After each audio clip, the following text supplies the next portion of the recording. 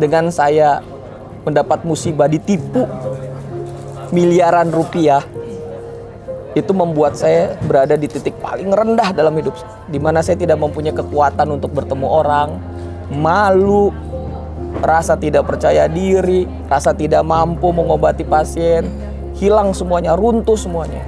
Totalnya sekitar 5 miliar lebih. Ya. Yang itu yang membuat saya harus terhutang juga ke teman-teman yang lain yang mempercayakan juga ke saya. Selama ini saya dengar riba, saya tahu riba nggak boleh, tapi hati kita nggak tersentuh. Jadi memang solusinya satu.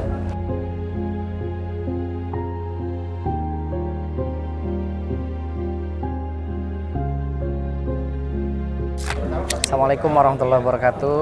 Waalaikumsalam warahmatullahi wabarakatuh. Jadi saya Badi, saya dokter spesialis kandungan. Saya tugas di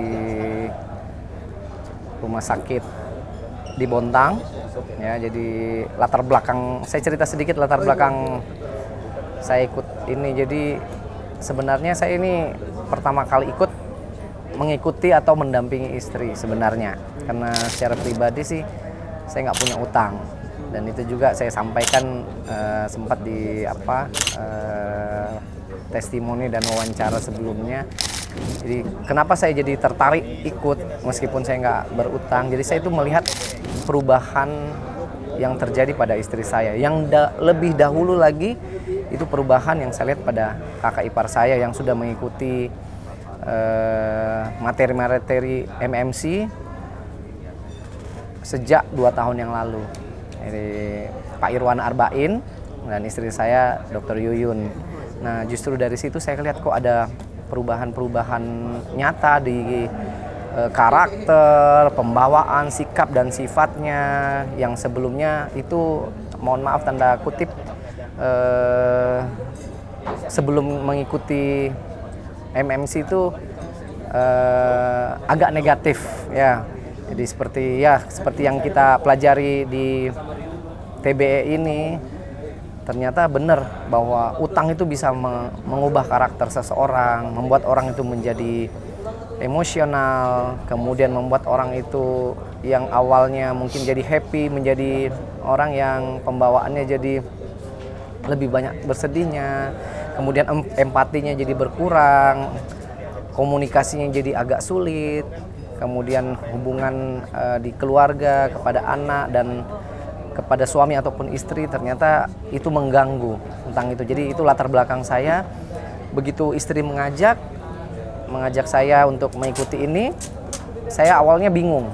Jadi saya awal pertama kali ikut PBTR. Jadi 1 bulan yang lalu saya ikut PBTR sampai akhirnya saya dengar bahwa ada materi lain, sesi lain yaitu The Basic Elements, dan saya waktu itu menghadap langsung ke pihak MMC pada Pak GM-nya di sini. Saya meminta boleh nggak saya TB ini dimajukan, karena saya lihat ternyata pada saat PBTR itu teman-teman itu begitu bersemangat mau ikut, dan terbukti beberapa teman yang ikut PBTR akhirnya ikut juga TBE dan membawa rekan-rekannya. Jadi saya ikut karena merasakan dampak dari PBTR itu.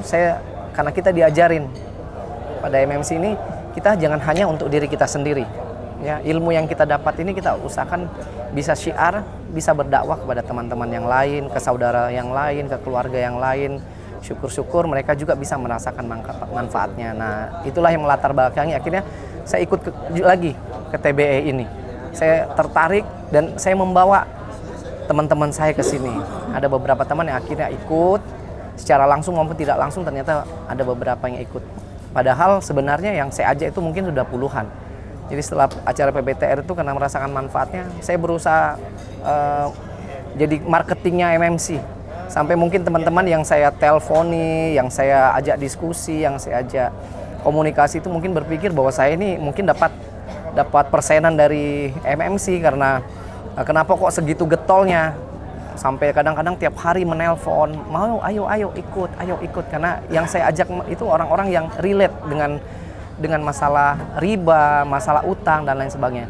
Nah, qadarullah itu terjadi di sahabat saya, saudara saya, Dr. Dedi ini. Jadi secara kebetulan sejak 2 minggu yang lalu itu saya melihat sepertinya ada yang kurang pas di dirinya yang saya kenal, meskipun saya juga sebenarnya nggak komunikasi tiap hari, tapi ada sesuatu yang kebiasaan yang saya lihat di grup di WhatsApp yang di luar kebiasaan dia yang saya kenal sejak pendidikan dulu. Makanya saya ajak dia. Jadi ada beberapa sebenarnya, cuman yang paling saya seriusi untuk saya ajak itu Dr. Dedi. Mungkin nanti beliau sendiri nanti akan menceritakan bagaimana latar belakang beliau akhirnya bisa sampai di hari ketiga ini, karena saya jujur aja dari awal sudah agak pesimis ngajak beliau untuk bisa ikut join di acara ini, dan alhamdulillah saya ngelihat banyak sekali perubahan 3 hari ini. Mulai dari awal yang biasanya kalau kita ketemu pasti harusnya senang ketemu saudara, ketemu teman, tapi di hari pertama dia tuh jangankan untuk melihat saya saja, untuk menyalami saya saja itu waktu itu saya sampai harus mendatangi dia baru bisa salam, sampai saking segitu akutnya permasalahan riba atau utang yang melilit dia. Nah, jadi hari ini saya sudah melihat meskipun kita sama-sama menangis, tapi saya lihat secercah harapan di wajahnya, senyumnya sudah mulai merekah lagi. Saya tahu dia orangnya sangat humoris. Nah, itu kembali meskipun mungkin utangnya belum lunas, paling tidak secercah harapan itu ada. Demikian. Ya. Terus terang, kalau menurut saya nih Dokter Badi ini perpanjangan tangan cara Allah menolong saya gitu. Saya ini dokter yang konvensional, kuliah, lulus, praktek bersungguh-sungguh, menangani pasien bersungguh-sungguh, hampir tidak pernah larut dalam dunia yang selain yang itu. Paling untuk mengurangi rasa jenuh ya hobi yang dimunculkan gitu. Hobi saya otomotif, jadi ya ada beberapa koleksi mobil-mobil tua yang benar-benar saya rawat karena itu menjadi pelampiasan saya ketika saya jenuh dan saya letih. Tetapi selama ini terus terang baru di TB ini, the basic element ini, saya memahami arti sebenarnya kita ini hadir di dunia ini buat apa? Buat apa? Untuk apa? Tujuan akhirnya apa? Karena selama ini semuanya mengalir begitu saja, terkonsep dengan cara berpikir dunia yang sekuler, cara berpikir dunia yang kapitalis, sehingga basic agama saya Islam itu tidak saya eksplor. Padahal itulah sebenarnya penuntun hidup yang sebenar-benarnya. Dan baru saya dapatkan setelah di umur saya 45 masuk 46 tahun ini baru saya sadar gitu loh. Setelah kena musibah baru saya tahu inilah Islam seharusnya gitu. Beginilah cara Islam menuntun kita ke jalan yang benar, menuntun kita ke tujuan akhir dengan cara yang benar. Itu semuanya dikupas. Ibaratnya saya ini Islam tapi cuma Islam karena diturunkan. Saya sholat, saya puasa, saya zakat, saya beramal, saya bersedekah. Saya pikir dengan seperti itu selama ini itu bisa membawa saya ke surga, menyelamatkan anak-anak saya, keluarga saya ke surga. Saya tidak pernah mengupas lebih dalam bahwa banyak hal yang bisa membatalkan itu. Karena apa? Ketauhidan saya itu tidak seharusnya gitu loh. Saya tidak berusaha mencari kebenaran yang hakiki itu seperti apa. Semuanya saya terima dari informasi yang saya dapat di masa kecil, remaja. Dan itu menjadi belief saya, informasi saya, dan merasa saya yakini bahwa itu benar. Syukurnya saya lahir sebagai muslim, sehingga ibaratnya saya sebenarnya sudah familiar tetapi saya tidak menggali lebih dalam. Dengan 18-19 hari yang lalu saya dapat musibah. Saya dicampakkan ke tempat yang serendah-rendahnya sebagai teguran Allah kepada saya. Itu membuat saya sadar gitu loh. Kenapa saya tercampak rasa? Saya ini orang yang rasional. Dokter diajar sebagai orang yang rasional. Semuanya berpikir dengan logika dan lain sebagainya. Berinvestasi, bertindak semuanya itu dengan logik. Dalam beberapa tahun terakhir saya ikut investasi emas dan saya berbisnis emas. Bisnisnya benar, cara bisnisnya benar, investasinya yang salah. Karena saya tidak pernah paham bahwa emas itu adalah produk ribawi. Produk ribawi itu kalau kita, emasnya halal, tapi kalau cara kita bertransaksinya tidak cara yang benar, itu adalah pekerjaan sia-sia dan itu menjadi hukumannya neraka. Gitu.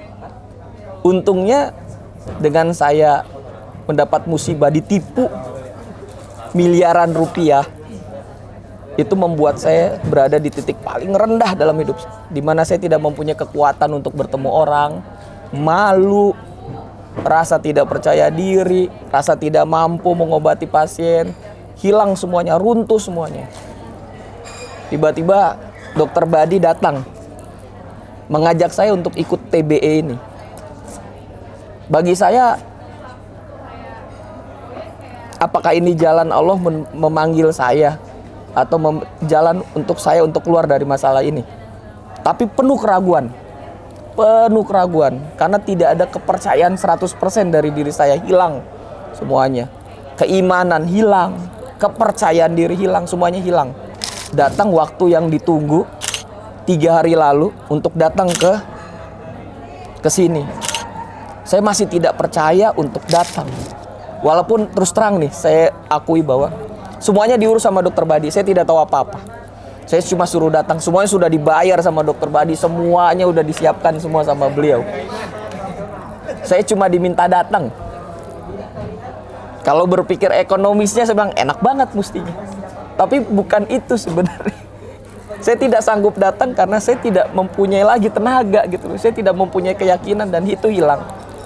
Qadarullahnya habis sholat subuh di pagi hari seharusnya saya datang di sini.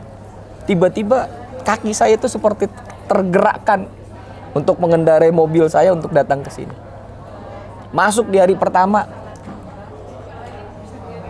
hampir tidak ada keyakinan saya bahwa masalah saya ini akan teratasi. Masalah saya untuk melunasi hutang saya yang tiba-tiba datang dalam beberapa belas hari yang lalu, yang saya tidak siap itu, saya tidak yakin ada solusi. Tapi ternyata di TBI itu bagusnya mereka mengajarkan kita benar-benar dari dasar. Mereka mengajarkan hal yang paling fundamental yang kadang-kadang kita menganggap sepele. Tetapi itulah sebenarnya yang harus kita pahami dulu. Tahapannya tidak langsung ke atas, tidak langsung ke inti, tetapi kita dikuatkan dulu tauhidnya, keyakinan kita bahwa semua itu tidak akan terjadi tanpa izin Allah. Qadarullahnya seperti itu. Semua itu tidak akan terjadi kalau Allah tidak menskenariokan itu. Termasuk tiba-tiba saya ditelepon, tiba-tiba saya bisa dihempaskan seperti itu, tiba-tiba saya digerakkan seperti itu. Dari situ saya semakin yakin bahwa pasti Allah masih mempunyai rencana ke depan buat saya. Makin hari pertama, hari kedua, saya makin yakin. Keyakinan saya 100%, keimanan saya makin bagus. Pengetahuan saya tentang Islam yang selama ini cuma di permukaan, saya kembali dapatkan dan saya yakinkan bahwa